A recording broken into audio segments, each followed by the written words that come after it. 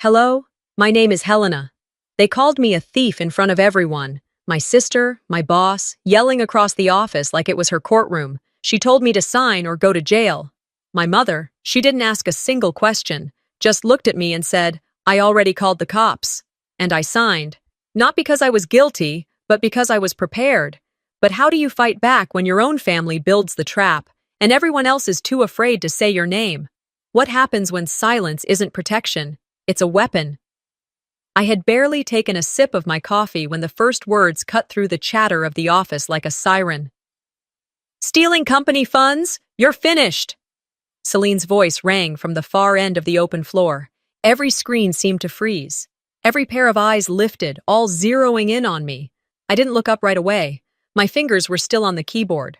My monitor still glowed with the financial ledger I'd been double-checking. The quiet click of my typing felt deafening against the silence that had swallowed the room.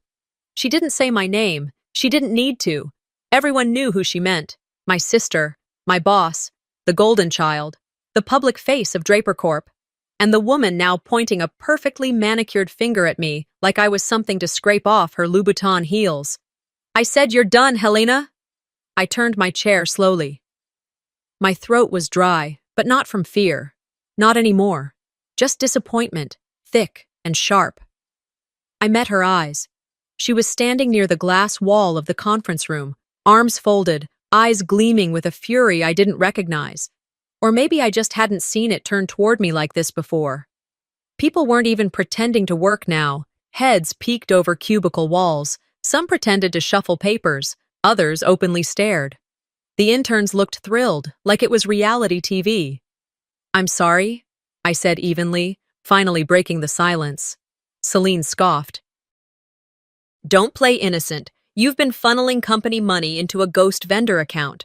We have the ledger entries. We have your login history." I stared at her. She wasn't bluffing. She believed it, or at least she wanted to.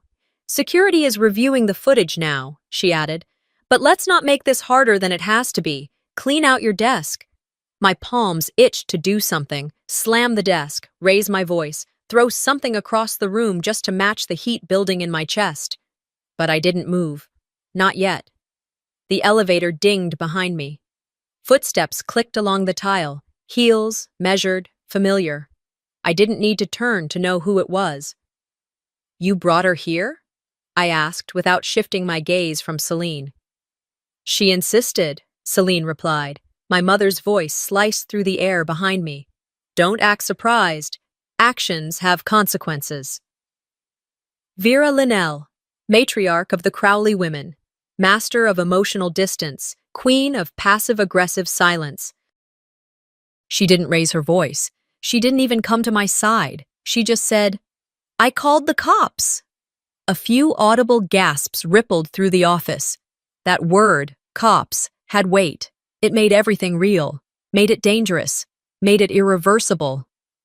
"I haven't done anything wrong," I said, quieter than I wanted, but clear. Celine raised a folder. "Then sign this, termination with no charges, or we escalate." She dropped the folder onto the corner of my desk. Pages fluttered loose like they were ashamed to be part of it. I looked at the faces around me, people I'd eaten lunch with, helped meet deadlines, covered for. Not one of them moved. Not one said a word. Even Jordan from compliance, the guy I trained my first year, looked away the moment I caught his eye. I could have begged, sworn on a Bible, raised my voice, demanded they check the timestamps, the server access logs, the fact that I had warned Celine about accounting discrepancies 2 quarters ago. But none of that would matter. Not when my mother was standing behind me like a silent executioner. I picked up the folder. My fingers didn't shake. I took the pen Celine offered, clicked it once, and hovered over the signature line. Celine leaned closer. "You'll be doing yourself a favor." She said it with a half smile, like she was being merciful, like this was still somehow family.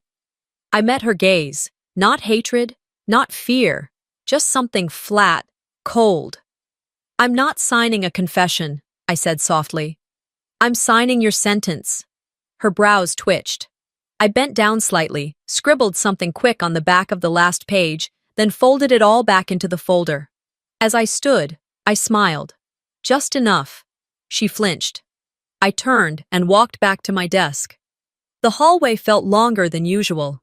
Every step echoed too loud, like the floor wanted to remind me that I was alone now. When I reached my cubicle, I grabbed the small box under my desk. The same one I'd used when we moved floors last year. I placed my framed photo of Dad face down into it, my coffee mug, my notepad, a pen I liked. No one said a word. Even the background noise, the printers, the clicking keyboards, had gone still. I turned once more, just before stepping into the elevator. Celine hadn't moved. Vera stood like a statue beside her. Both of them looked like they were already rewriting this in their heads.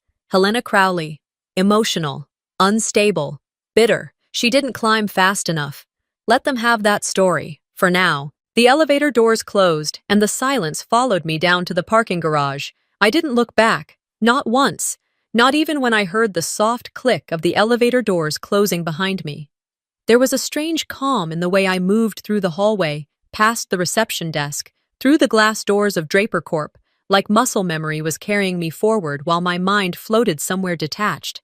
I could still feel their stares pressing into my back, could still hear the silence they chose instead of standing up for me.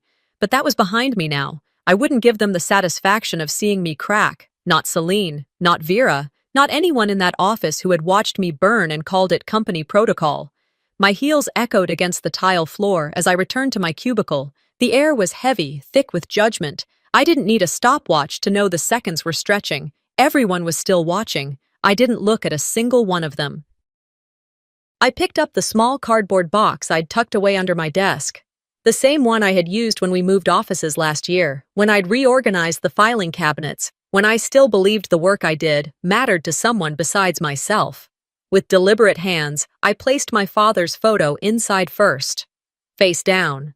Then the mug Jenna gave me for Christmas, the one that said, "I balance more than books." A small laugh tried to push through my chest, but it died before it made it to my lips. Next went the blue notebook with all my handwritten memos, the same book I'd once caught Celine glancing through when she thought I wasn't looking. Once I was done, I reached back and pulled out the document I had just signed. My hand trembled, not with fear, but with clarity.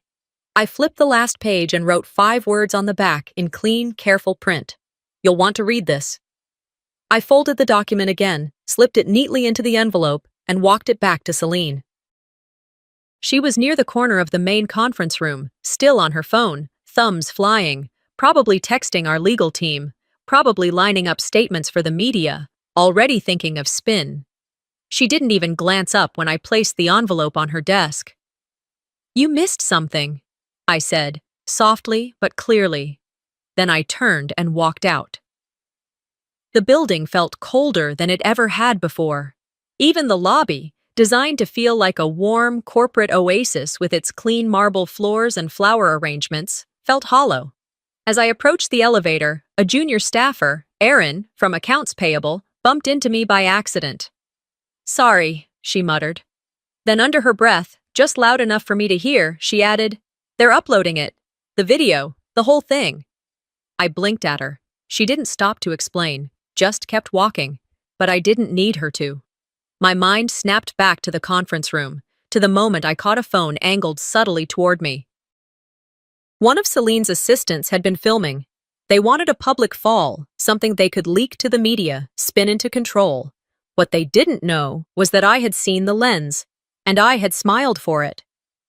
By the time I reached the underground garage, the sun was already starting to dip behind the Dallas skyline. Late afternoon light painted the concrete golden, but it couldn't warm the chill crawling across my chest. Inside my car, I just sat there for a moment, still, breathing, feeling the slow rise and fall of my ribs. "They think I broke today," I whispered to myself. I didn't. I drove home in silence. No music, just the steady hum of tires on pavement. I took the back roads instead of the highway, partly to avoid traffic, partly because I wasn't ready to be home yet. When I finally pulled into my driveway, the neighborhood was quiet. My porch light flicked on automatically as I stepped onto the front steps. Inside, I kicked off my shoes and set the box down on the kitchen table. The lights inside the house felt too bright. I turned one of them off. I poured a glass of water, then walked to the hallway. On the wall near my bedroom was a framed photo, me and Celine, maybe 10 or 11 years old. We were wearing matching dresses. She was standing tall, hand on her hip. I was beside her, smile smaller, eyes hopeful. I reached up and flipped the frame face down. That was when it hit. Not rage, not panic, just sorrow, deep and buried. Not because they accused me, not because they didn't believe me, but because I had spent years believing that if I worked hard enough, stayed loyal, kept my head down, I'd be seen. Instead, I had been erased. I cried, but only once.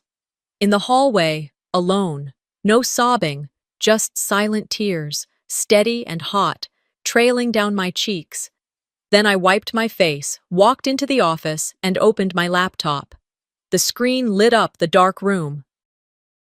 I connected my external drive. The folder stared back at me. Break glass. Final proof. Inside were files no one knew I kept, memos signed with names that weren't mine, emails edited after they were sent, timestamps, IP logs, copies of budget adjustments I had flagged, and that Celine had overridden. I opened the first file. She thought I was the quiet one, the background character, the girl with good manners and average ambition. But I had never been her shadow. I had always been the one behind the curtain. By the time I closed the folder labeled Break Glass, Final Proof, the sky outside had shifted to dusk. A sliver of orange painted the tops of the houses across the street, and inside my home, the quiet felt heavy, like something was coiling beneath it. I sat in front of the screen for a while, just staring at the blinking cursor. My hands were still on the table, but my mind had slipped elsewhere. Funny how silence can be louder than shouting. I walked over to the cabinet in the corner of the room, an old file drawer I hadn't opened in months. It was where I kept everything that didn't belong in the official world. Drafts, copies, versions of presentations that were stripped of my name, half-finished reports with margin notes that later appeared on Celine's slides, polished, credited, and entirely divorced from my effort. The drawer creaked when I pulled it open. At the very back was a folder labeled in my handwriting, B-side. It started as a joke between me and Dad. He used to say the best parts of vinyl records were on the B-side, the tracks that weren't made for radio, the ones only true fans appreciated. I'd adopted the phrase for myself, keeping the real versions of things that got edited out of my work life. Inside the folder, the first document I pulled was an internal proposal I'd written 3 years ago, cost restructuring for a failing division. I remembered working through lunch for 2 weeks straight to perfect that thing. I remembered handing it to Celine, proud of the numbers, the clarity. A week later, she presented it at the quarterly meeting, her name on the header. Mine nowhere in sight. That was the first time I understood the rules in our family weren't just emotional, they were structural, built into the way our names were written, into who got to speak first, who got thanked at the end of meetings. Who was called visionary and who was just helpful. And yet, I stayed, because that's what I was taught. I set the document aside and pulled the next item, a printed email chain. Subject line, Legacy Systems Audit. I'd flagged it. I remembered that too. I'd found discrepancies. Celine had responded with a one-liner. Handled. No need to overthink. But it hadn't been handled. The same line items she'd told me to ignore were later rerouted into a project cost center that didn't exist on the books. I found more, handwritten notes, slide decks, budget drafts with annotations in red pen, all mine, all pieces of a puzzle I hadn't even known I was solving back then. I kept digging until I hit the envelope. It was small, cream-colored, slightly yellowed at the edges. No label. I recognized it instantly. High school. Statewide science competition. I had built a filtration system using recycled materials. It had placed first. The award had been mailed weeks later. But the photo in the local paper showed Celine standing beside me, one hand on my shoulder, the other holding the ribbon. She hadn't even entered the competition. When guests came to the house, Vera would say things like, Celine helped her with the research, or, it was such a team effort. I was 14. I didn't push back. But I kept the clipping. Inside the envelope was that very photo, folded gently. At the bottom, my name had been cropped, just enough that only hell was visible. Celine's face, meanwhile, took up nearly half the frame. I sat back, staring at the ceiling. The sting wasn't new, but it had matured, ripened into something deeper. Not just hurt, but recognition. This hadn't started in the boardroom. It had started at the dinner table. Erasure wasn't just accidental, it was generational. I closed the envelope and placed it on top of the pile. Then I walked back to my desk and opened a new spreadsheet. Labeled it, Celine, Timeline of Fabrication. I started logging everything. Date, event, who was credited publicly, who did the work, documentation trail. Each row was its own betrayal, small on its own, but cumulatively undeniable. As I typed, my shoulders loosened. I wasn't doing this to take her down, not exactly. I was doing it because I refused to let my own memory be overwritten. I would not be rewritten. It was close to midnight when I found the memo. Tucked inside a folder I hadn't opened since last quarter. An internal admin request titled, Transfer of Signature Authorization, effective immediately. I clicked it open. Read it once, then again, slower. It was a request to grant Celine sole signature authority over my department's financial activity. Signed by Vera Linnell. Dated exactly 24 hours before I was accused of fraud. Not Celine, not the CFO. My mother. The room felt colder, like the walls had shifted an inch.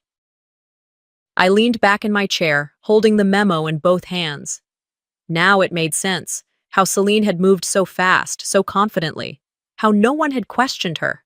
She hadn't just been acting with authority, she'd been handed it. And the person who gave it to her was the same one who taught me to never speak unless I had something worth saying. I laid the paper on the desk. They hadn't just framed me, they had planned it.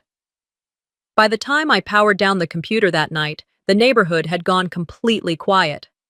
I walked through the house with the lights off, only the faint orange glow of the street lamp cutting lines across the living room. I didn't sleep. Not really. I laid in bed staring at the ceiling, mind replaying that memo signed by Vera, not Celine. Vera. It was always easier to point the finger at Celine. She was loud, manipulative, calculated. You could see her ambition from a mile away. But Vera, she played a different game. Quiet, under the radar. The kind of betrayal that didn't shout but bled you slowly over years. Morning came, and with it, that tightness in my chest I hadn't felt in years. The one that told me I was too calm, that I had crossed a threshold where sadness no longer surprised me. I brewed coffee, ate nothing, and sat back at the desk where my personal laptop still hummed softly. The sun cut through the blinds, dust dancing in its path like nothing had changed. Like the world outside still worked the way it always had. I opened 2 versions of a vendor contract. One had my signature at the bottom, with adjusted figures that would have triggered an internal audit had anyone bothered to compare them. The second, the one stored on my local drive, showed the original, unedited breakdown, my calculations, my signature. But when I pulled up the metadata, the story unfolded in silence. The approved version had been altered using Celine's credentials, date-stamped, authenticated through her executive login. It wasn't even subtle. They never thought I'd check. I clicked to forward both versions to the Internal Ethics Committee. A window popped up. Access denied. You do not have permission to email this group. I tried again. Same error. I paused, then tried a different internal contact group, Finance Compliance. Again, your privileges have been revoked. I leaned back, exhaled. This wasn't accidental. They'd cut off my voice before they ever swung the axe. They didn't just plan to accuse me, they planned to make sure no one could hear my side before the first stone was thrown. I called it. Brandon, who I'd worked with for years, answered after the third ring. Hey, Helena, I was just about to, actually, never mind. What's up? His hesitation told me everything. I need access reinstated for internal compliance. I'm locked out of every ethics and executive group. There was a pause, then another. Yeah, so, per a directive from upstairs, we had to restructure some permissions last month. CEO-level request. It impacted a few people. Just me? More silence. I'm not supposed to comment, but Yeah, just you. I nodded to myself, not even surprised. Thanks, Brandon. Hey, Helena? For what it's worth, I'm really sorry. I didn't respond. I ended the call, slowly set the phone down, and stared at the ceiling again. Same angle as last night, but this time in full daylight. It wasn't about the permissions anymore. It was the pattern, and I'd seen it before. 2 years ago, I'd gone from director to senior accountant without warning. HR had called it restructuring, a move to balance team dynamics. I'd taken it, swallowed it, told myself maybe I needed a quieter season. Maybe not being in the spotlight wasn't a punishment. But now I saw the map. They'd been removing me layer by layer. Credit, position, access, voice, quietly, strategically, so that when the final blow came, I wouldn't have the tools to fight back. I reopened the spreadsheet I'd started the night before, voiceless. I logged the contract incident. Then I scrolled up and logged the 2022 demotion, the blocked audit from 2021, the removed budget proposal from Q2 last year. I made columns: date, action, who initiated, result. I added a final column: who benefited. Every row had the same answer: Celine. I stared at the screen for a long moment before whispering to myself, this isn't just retaliation. It's a system, one they built to make sure no one else could rise unless they controlled how. My heart beat steady, slow, but I felt it. This quiet anger that no longer asked for permission to exist. I closed the spreadsheet and opened an encrypted call through an app Malis had shown me years ago when we worked on a minor fraud case involving a third-party contractor. I had kept her number, though I never thought I'd need it. She answered after the first ring. Helena. Hi, I need your expertise and your discretion. There was no judgment in her voice, just curiosity and professionalism. Go ahead. I told her everything, start to finish. Celine's edits, Vera's signature, the lockout, the false audit reports, the media leak I suspected was coming next. Her silence stretched only when I brought up Vera. Your mother signed the authority transfer? She asked quietly. Yes, the day before the accusation. Her pause carried weight. This isn't just a misunderstanding, I said, voice even. No, she replied. It's coordinated dismantling, and if what you're saying is true, you're not the first she's done this to. That landed differently. Who? I asked. I can't say yet, but you're not alone. She's done this before, less dramatically, more quietly. The pattern's there. I leaned forward at the desk. Then I won't be the last to stop her. The words were still hanging in the air when I stepped out of my office chair and walked toward the window. The morning sun had barely risen, casting soft orange over the tops of the buildings downtown.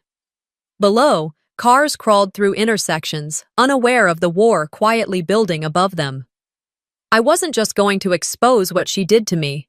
I was going to unravel the structure she had spent years fortifying with silence and charm.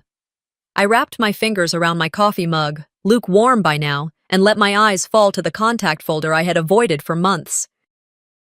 His name was still there. Same number. Same silence between us since the day he left Draper Corp without explanation. Theron Blake. He had been COO once. Trusted, smart, respected by most of the board, until one quarter, things changed. No notice, no scandal, just replaced. Celine had called it restructuring, the same word HR used when they moved me from director to a glorified paper pusher. I dialed his number without overthinking it. It rang longer than I expected, but finally, a gravel-lined voice answered. This is Theron. It's Helena Crowley. A beat, then another. Well, I'll be damned. His tone wasn't cruel, just surprised in the way someone is when a ghost calls. I'm sorry for the sudden call, I said, keeping my voice calm. But I think it's time we compare notes. There was a pause on the other end, measured, cautious. Let me guess, he finally said. She's doing it again.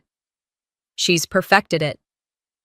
10 minutes later, we were talking over a secure video call, and I was showing him the file I labeled Phase 2 Pattern of Fraud.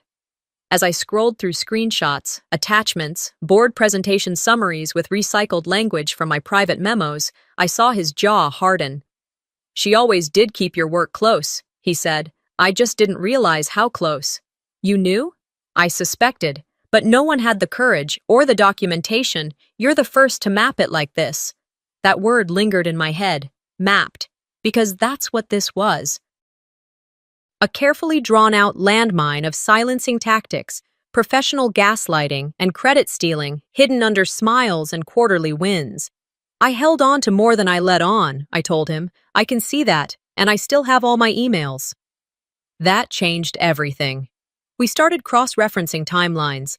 His final year matched several of my flagged warnings. The dates aligned, the buried reports, the audits she claimed were resolved, the promotions she secured through numbers built on my work. I sent him access to the shared drive, labeled it Survivors. After we hung up, I didn't cry. I didn't shake. I simply sat with the realization that I wasn't crazy. I wasn't being paranoid. And more importantly, I wasn't alone. The light outside had grown sharper by then. I needed a break, something real, something grounding. I opened the hallway closet and reached for the wooden box tucked behind the spare bedding. Inside was a small envelope, unsealed, a little wrinkled from years of being opened and closed, read and reread. It was the last thing my father had written to me before he passed. "Helena, you were never the loudest, but you always saw what others missed. You paid attention when no one else did. That will be your strength, even when they try to make it your weakness. They won't see you coming. That's what makes you powerful. Love always, Dad." I traced the signature with my thumb. He had written that during his final week, when Celine was too busy securing her second feature in Top 30 Under 40. Vera had told me not to show it to anyone. Private things should stay private, she'd said. But I didn't need to show it. I just needed to remember it, because he had seen me, even if no one else had. I placed the letter back in the box, shut the lid, and returned to my laptop. Now came the part no one expected from me. I opened my email client, created a new draft, encrypted. All direct to Celine Draper. Subject, time. Body, you know what you've done. I know it too. And I'm not the only one anymore. No signature, no threats, just fact. I clicked send, then I waited. 3 minutes later, I received an internal notification. Access alert. Celine Draper viewed your private HR folder. There it was. She was digging. She wasn't panicking yet. She was assessing, figuring out what I still had, what she could still erase. She knew I was moving, and it unnerved her. I didn't respond. I didn't feed the bait. I knew what I had. And soon, the board would too. That evening, I stepped out of my house and drove to a small diner tucked between a laundromat and a pharmacy on the edge of downtown. It was one of those places you could pass 100 times and never notice until you needed it to be invisible. Zora Finley was already there. She sat in the far booth, hair pulled back in a sharp knot, a black binder resting on the table between her and the salt shaker. She looked up when I entered, nodded once. I slid into the seat across from her. "No recording devices," she said flatly, pushing the binder toward me. "I came to listen." "Good, because everything you gave me checks out. Every document, every edit, every discrepancy. It's airtight." I exhaled. Not relief, exactly. Just confirmation. A step forward. "And if I want it public?" I asked. Zora didn't blink. "Then I'll walk it into the boardroom myself." After Zora's words sank in, "If you want this public, I'll walk it into the boardroom myself." I nodded, slowly, deliberately. There was no adrenaline this time, no shaky breath, just clarity. This wasn't about fear anymore. It was about precision. We stayed at the diner until dusk slid into evening. The street outside dimmed, the neon sign of the laundromat next door flickering to life. Zora went over every item with the attention of someone who'd taken down bigger names than Celine. Milas joined us 30 minutes later, sliding into the booth with her signature legal pad and not a single wasted word. We didn't talk much about emotions. There was no room for that in this part of the process. It was just names, dates, authorizations, digital fingerprints. Every move Celine made that looked like strategy now read like sabotage. Back home, I created a folder on my private cloud labeled untouchable.zip.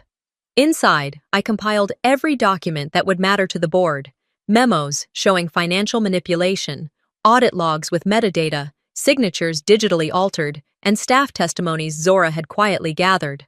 I labeled each subfolder by date, cross-referencing the fake narratives Celine had spun in past board meetings. It was all there, clean, cold, undeniable. The next morning, as expected, the storm started. One of the interns forwarded me a screen cap from a private Slack channel. Celine's PR team had leaked a concerned employee memo claiming I had exhibited erratic behavior, failed internal reviews, and was on leave pending evaluation. It was full of vague HR language that made everything sound serious while saying nothing specific. I wasn't surprised, but I wasn't ready for how fast it spread. By noon, 2 finance blogs had picked it up.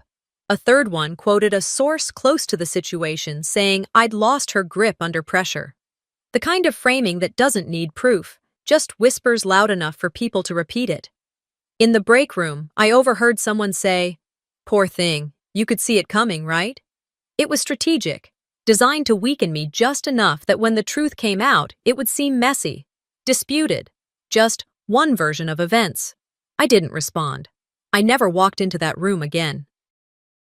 At 4 o'clock sharp, I walked through the front doors of Draper Corp in my black blazer, flats, and no makeup. Zora had advised me not to dress for the fight, just dress for the truth. The receptionist looked up, confused, and pointed to the badge labeled Visitor. It had my name wrong, not wrong, rewritten. Intern, assistant to Celine Draper. I looked down at it, smirked, and clipped it to my collar. I didn't correct her. I didn't need to. The boardroom was on the 14th floor. I took the stairs. Each flight was a quiet build-up, the kind of climb that let you feel your own pulse, your own breath. By the time I reached the floor, I wasn't out of breath. I was focused. The board members were already there. Zora stood by the corner, binder in hand. Malis was seated halfway down the table. The chair at the head of the room was empty. Celine wasn't there yet. Perfect. I didn't speak right away. I walked calmly to the presentation station, plugged in my laptop, and projected the first slide. The silence was sharp. Every eye turned toward the screen as I clicked through the folders. I didn't narrate. I just let them look. Audit logs, redlined emails, altered versions of my original work. Then came the slide with the contract signed with my name, a project I had never touched. "I didn't approve this," I said, voice level, but someone used a copy of my signature from a previous PDF. They layered it in. The metadata doesn't lie. Zora stepped forward. "We verified the file origin. The document was altered using an executive access code. One person had that level of entry." There was murmuring. Phones were placed down, arms crossed. Suddenly, no one wanted to be on Celine's side unless she was in the room. The board chair cleared her throat. "Do you have any idea why someone would go this far?" I didn't hesitate. "Because they thought I'd stay silent. Like everyone else before me." I clicked once more. A series of internal promotion memos appeared, each one tied to a demotion or blocked audit trail. Every time Celine rose, someone else disappeared. Theron's name, mine, a quiet analyst from 3 years ago. "These aren't coincidences," I said. "They're calculated." I looked around the room, letting my words hang. And I know I'm not the only person in this building who's felt it. Right then, the door slammed open. Celine. She walked in like she still owned the floor, heels sharp against the marble, eyes scanning the screen. But the confidence had a crack in it now, a hesitation. She wasn't expecting this level of preparation. She looked at me. Her jaw was tight, her mouth a hard line. "You really think this proves anything?"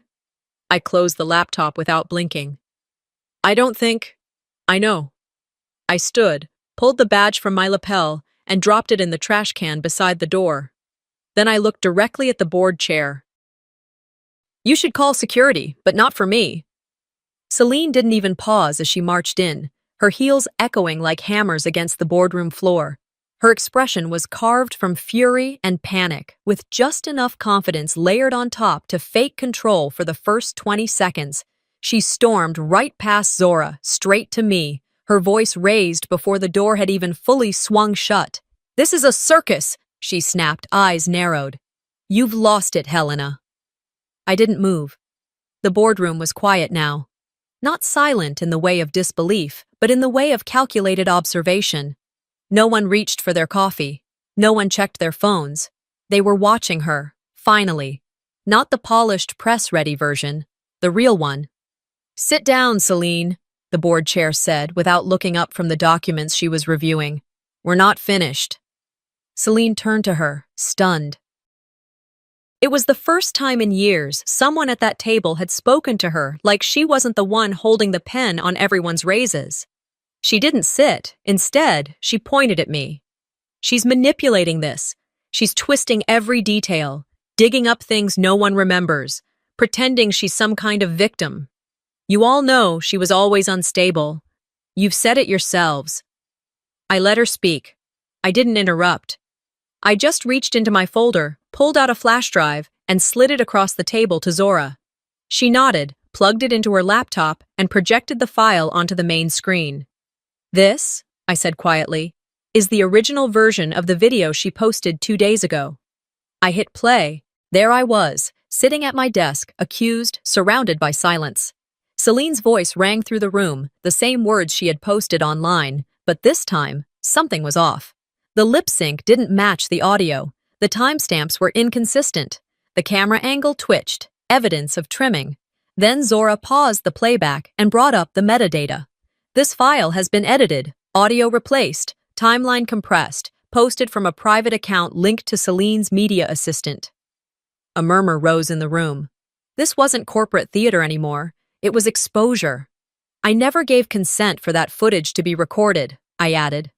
The board chair finally looked up. "Celine, is this true?" Celine scoffed. "This is ridiculous. That footage was public domain. It was on company property."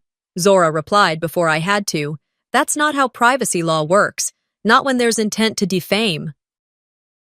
And not when the edits were clearly designed to mislead." Celine's jaw clenched so hard her face almost trembled. "I can't believe you're all falling for this," she hissed. But no one replied. Instead, I turned to the screen again. "There's more."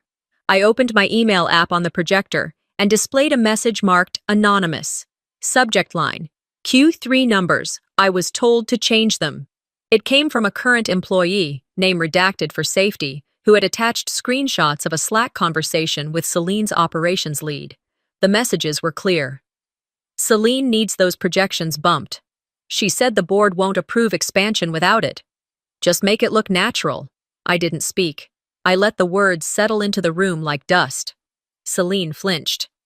"That could be anyone," she said, arms crossed now, defensive and coiled. "It's anonymous. Cross-reference the timestamps with system logs." Malis spoke for the first time. "They'll match the access credentials to your team," Zora added, "and we have 2 more reports from staff in compliance, both corroborating similar instructions." The silence now wasn't passive. It was damning. Celine reached for her phone, but Malis stood and addressed the board. "We recommend an immediate internal ethics investigation. Given the scope and the evidence, Celine Draper should be placed on leave pending review." One of the legal representatives in the room answered before the board chair had a chance. "We've already initiated it." Everyone turned toward him. He looked straight at Celine. "Helena's legal counsel submitted everything to our office this morning. It was reviewed and confirmed. We're placing you on administrative leave effective immediately." The words hit harder than I expected. Not because I doubted they would come, but because they came so fast, so decisively. Celine stood frozen. Her hand was still on the table, as if bracing herself from toppling over. "You can't be serious." "Turn in your access badge," the chair said, her voice firm. A long pause. Finally, Celine reached into her bag, pulled out the sleek black plastic card, and dropped it onto the table. She turned to me, venom rising behind her lips. "You'll never be me," she said, almost spitting the words. I met her gaze without blinking. "I never tried to be." The security officer standing by the door walked her out. No handcuffs, no yelling, just silence. And then the door closed behind her. The boardroom remained quiet for a long moment until someone cleared their throat. I couldn't tell who, but it didn't matter. Because for the first time in years, they weren't talking over me. They were listening. I didn't sleep the night before the final meeting. I didn't even try. Instead, I sat at the kitchen table, my notes and documents spread out before me like the remnants of a life that had been picked apart, reassembled, and misrepresented. Outside the window, the early morning stillness of the neighborhood felt too quiet for what I knew was coming. I dressed slowly, deliberately. The same navy blouse and black slacks I wore the day Celine accused me. Not out of nostalgia, but intention. This time, I wasn't walking into that building as someone to be accused. I was walking in as someone ready to end the lie. Before I left, I pulled a plain white envelope from the drawer next to the fridge. Inside, I placed a single handwritten note, just one line, folded it, and sealed the flap. I clipped the flap shut with a paper clip, just as my father used to do. He'd said paper clips meant something wasn't done yet, and I knew this still wasn't over. The drive to Draper Corp was quiet. My phone buzzed 3 times from the passenger seat, likely reporters or board staff asking if I'd be attending the session. I didn't check. They'd see me soon enough. When I stepped into the building, security gave me a long look, but said nothing. The receptionist didn't recognize me, or pretended not to. That was fine. I didn't need their recognition. I had the evidence. The elevator ride to the 14th floor felt slower than usual, and for once, I was grateful for the delay. It gave me a moment to rehearse, not what I would say, but how I would stand, how I would place the envelope, how I would look people in the eye as they realized what they'd ignored for far too long. The doors opened. The boardroom was full. Not the chaotic kind of full, but the stiff, uncomfortable kind where suits are freshly pressed and eyes are sharp, darting toward the door when it creaks open. I walked in. No announcements, no introductions, just me, my envelope, and the weight of everything that had been done. Celine's chair was empty. Of course it was. I stepped to the table and gently placed the white envelope at her spot, right where her nameplate used to be. Then I sat at the far end of the room. I wasn't here to plead. I wasn't here to argue. I was just here to be present when the truth finally arrived. The board chair, a woman named Karen Templeton, who'd spent 2 decades pretending fairness was neutrality, looked down at the envelope like it had teeth. She opened it carefully. Inside, she pulled out the single line card first. I could see the words from across the table. "This is not revenge. This is the truth you tried to erase." She frowned, then reached deeper into the envelope and began pulling out printed documents, each meticulously labeled, clipped, and color-coded. First came the audit trail, then the screenshots of altered emails. Then the testimony logs from 2 staff members who'd spoken anonymously to Zora. Then the side-by-side version of the forged contract, my signature, copied from an earlier doc and pasted into a new one. Karen read silently for a long time. She passed the stack to the man beside her. A few seats down, Malis met my eyes and gave a single nod. Outside the glass wall, the morning sunlight touched the tops of the skyline, casting long shadows across the floor. And still, no one spoke. Finally, someone murmured, "Good God." Another leaned forward. "How long has she been doing this?" The board chair cleared her throat. "We'll need to escalate this to legal." "Already done," Malis said quietly. Then came the fallout. Within the hour, the legal department sent a notice to all executives. An immediate external investigation was being launched. All files tied to Celine's tenure were to be preserved. No devices wiped, no hard drives removed. By lunch, the company had issued a formal statement to the press. Effective immediately, CEO Celine Draper has stepped down amid allegations of internal misconduct. An independent ethics team has been appointed to review the findings. Draper Corp remains committed to transparency and accountability. The story hit the financial blogs within minutes, then the mainstream press, Then television. That afternoon, the building was buzzing. People avoided eye contact. HR sent out a soft message thanking employees for their professionalism. Celine's office was locked. Her assistant was nowhere to be seen. I had planned to slip out quietly, but the board had other plans. At 3:15 p.m., I was asked to return for a private session. Just me, the chair, two senior directors, and Malis. "We owe you an apology," Karen began. I said nothing. "We'd like to offer you your position back, at a higher level, with full public acknowledgement of your contribution. We can also prepare a joint statement to control the narrative and begin rebuilding what was lost." I didn't react right away. It wasn't that the offer wasn't generous, it was that the damage had never been about salary or title. It had always been about being erased, and they had let it happen. "I appreciate the gesture," I said, quietly, "but I don't want a seat at a table that let me be erased." Karen blinked. She didn't argue. Malis stood beside me as I exited the room. We didn't speak as we rode the elevator down together. At the lobby, she squeezed my hand once and stayed behind. As I stepped out into the sunlight, one of the board members followed me, an older man I barely knew, someone who had always stayed quiet in meetings. He reached into his jacket and handed me a folded slip of paper. "We always knew," he said, voice low. "We just didn't have your spine." I didn't reply. I didn't need to. I pressed the button for the elevator. Ground floor. And this time, I wasn't falling. I was finally done digging. The elevator doors closed slowly behind me. I didn't watch them shut. I didn't have to. The silence that followed wasn't emptiness. It was confirmation.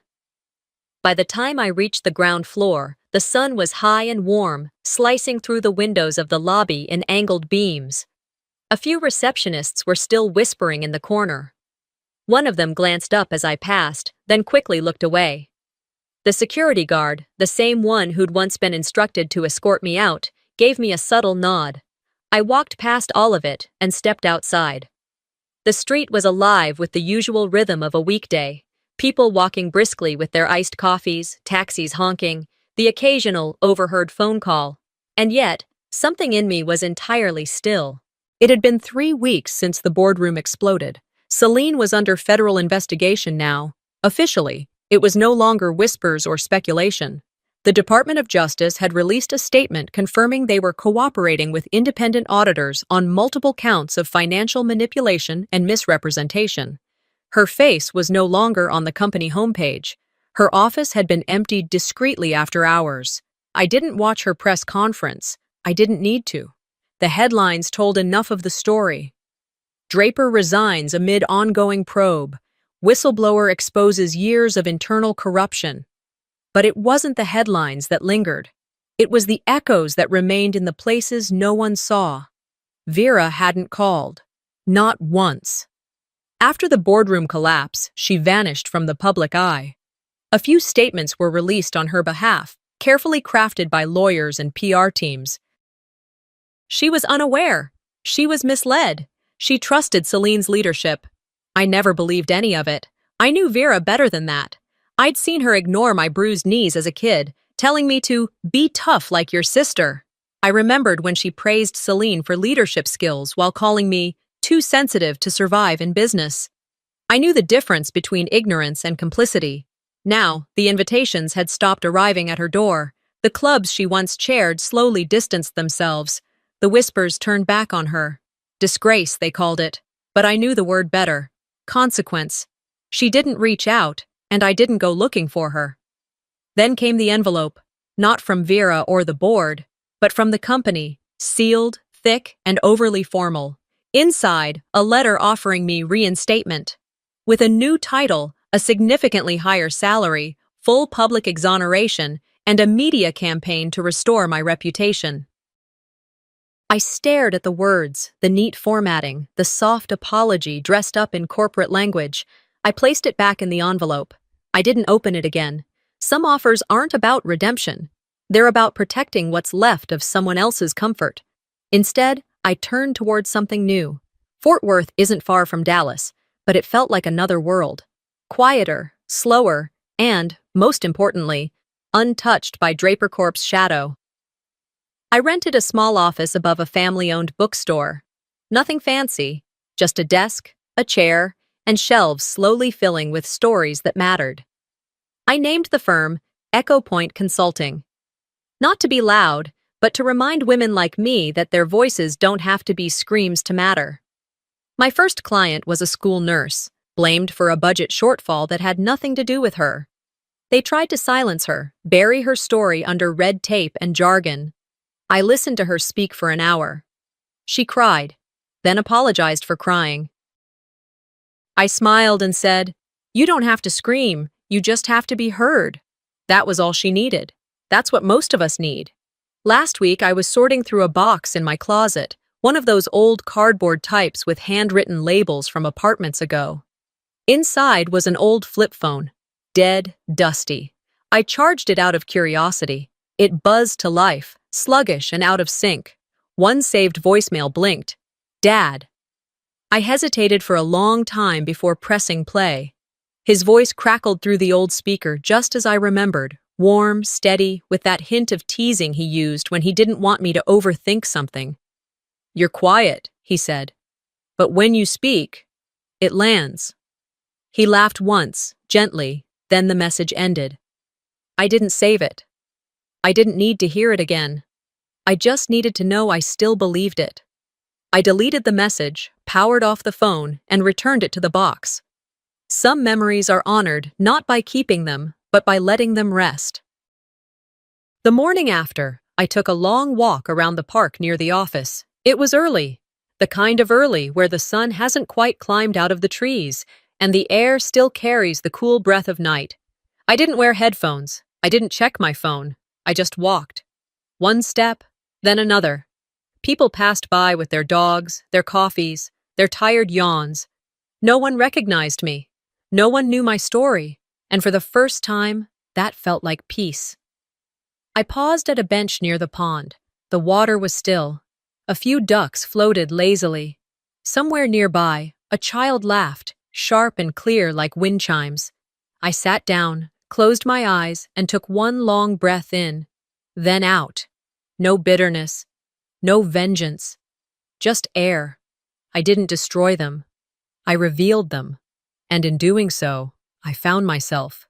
Not the version they wrote in footnotes or cut from speeches. The full version, the one with silence and strength and scars. I stood again, shoulders lighter, and turned toward the rising sun. I smiled, not like someone who won, but like someone who remembered they were never supposed to lose. Sometimes the loudest voice in the room isn't the one shouting, it's the one that dares to stay calm, to wait, to prepare. Helena didn't win by fighting fire with fire. She won by refusing to be erased. What about you? Have you ever been blamed for something you didn't do, just to protect someone else's reputation? What did you do? If stories like this resonate with you, don't forget to subscribe and turn on notifications. We've got more powerful, true-to-life stories coming your way.